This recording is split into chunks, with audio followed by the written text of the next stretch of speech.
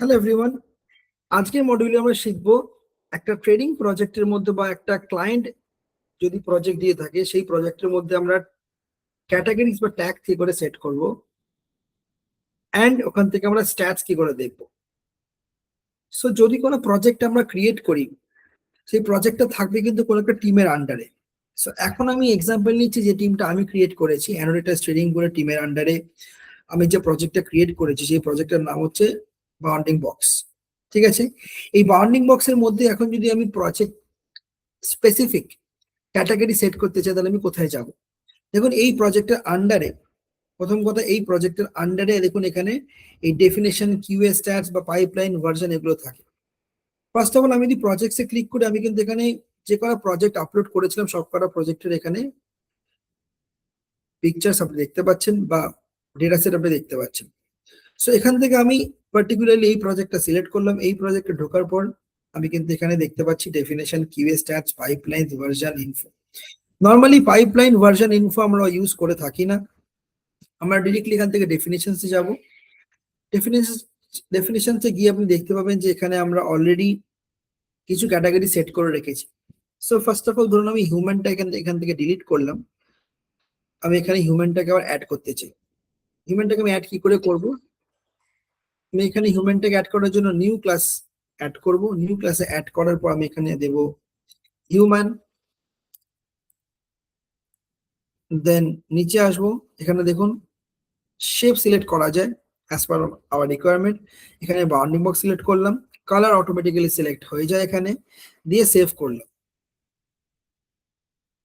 So দেখুন human এখানে আবার অ্যাড হয়ে গেছে। সো এরকম করে এখানে হিউম্যান, কারওয়ান, অ্যানিমেল, বাস এরকম করে আমি অ্যাড করেছি। তো দেখতে পাচ্ছেন ডেফিনেশন থেকে আমি প্রথমে ক্লাসের আন্ডারে এই ক্যাটাগরিজ গুলো সিলেক্ট করা যায়, এখানে ক্যাটাগরিজও বলা যায়, অবজেক্ট বলা যায়, ক্লাসও বলা যায়। তারপরে আমরা কোনো একটা পার্টিকুলার ক্যাটাগরি বা অবজেক্টস এর আন্ডারে যদি ট্যাগ সিলেক্ট করতে চাই, ট্যাক্স করে সিলেক্ট করবো। আমরা সবাই জানি অক্লুশন, ট্রাঙ্কেশন হতে পারে বা ক্লায়েন্টের কোনো কোয়েশ্চেন থাকে সেই কোয়েশ্চেন টাইম হতে পারে, রাইট? সেই ট্যাগ আমরা এখান থেকে সিলেক্ট করবো। সো দেখুন এখানে অলরেডি আমি অক্লুশন বা ট্রাঙ্কেশন ট্র্যাক সিলেক্ট করেছি। এখানে আমি এই শর্ত রেখেছি যে প্রতিটা বাউন্ডিং বক্স ড্র করলে তার আন্ডারে এটা শো করে। সো আমি যদি আবার এখান থেকে অক্লুশনটাকে ডিলিট করি, ডিলিট করে আপনাদের দেখাই কি করে আমি অ্যাড করেছি। নিউ ট্যাগে গেলাম, এখানে লিখলাম অক্লুশন, লেখার পর জাস্ট আমি যদি টেক্সট দিতে চাই, টেক্সট বা নাম্বার আমি এখানে সেরকম কিছু চাই না, টেক্সট দিলে তার ভ্যালু দিতে হবে। বাট আমি এখানে নান করে ডিরেক্টলি আমি যদি সেভ করি, ইভেন আমি এখানে সিঙ্গেল অফ চয়েস দিতে পারি যে নয় অক্লুশন বা ট্রাঙ্কেশন বা নাম্বার অপশন দিতে পারি। আমি যদি সিম্পল রাখতে চাই সিম্পল রাখতে পারি। So I will directly save this.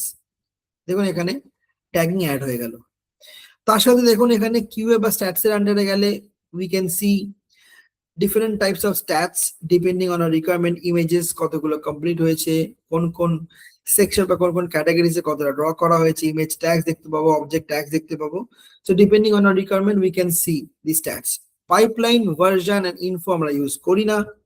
সেটিংসে কি আমরা দেখব এখানে কিছু স্পেশালি পয়েন্টস রয়েছে যেগুলো আমরা সেটিংসে চেঞ্জ করতে পারি, যেমন গ্রিড কাউন্ট চেঞ্জ করতে পারি, জুম মাল্টিপ্লায়ার বা আমার কি পয়েন্ট লেভেলস মোড চেঞ্জ করতে পারি, বা depending on the project instruction, depending on the client instruction এখানে আমরা চেঞ্জ করতে পারি। নর্মালি এখানে ডিরেক্টলি কিছু চেঞ্জেস করতে হয় না until unless we do get the information from the project team বা client, right?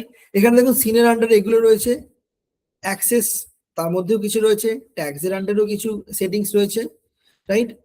Again depending on the project requirement you can change this. Even ভিজুয়ালসে কিছু রয়েছে, border size, polygon edit fill, point size, রেক্টেঙ্গেলের opacity. So এখান থেকে opacity বা brush size বা আমরা বিভিন্ন টাইপের ইমেজ ট্যাগ সেগুলো আমরা চেঞ্জ করতে পারি। ওভারঅল একটা প্রজেক্টের আন্ডারে কি করে ক্যাটাগরিজ বা ট্যাগ বা কি করে সেটিংস এসে আমরা বিভিন্ন রকম পয়েন্টস বা সেকশন আমরা চেঞ্জ করতে পারি ডিপেন্ডিং অন রিকোয়ারমেন্ট, সেটা আমরা এই মডিউলে শিখলাম। Thank you.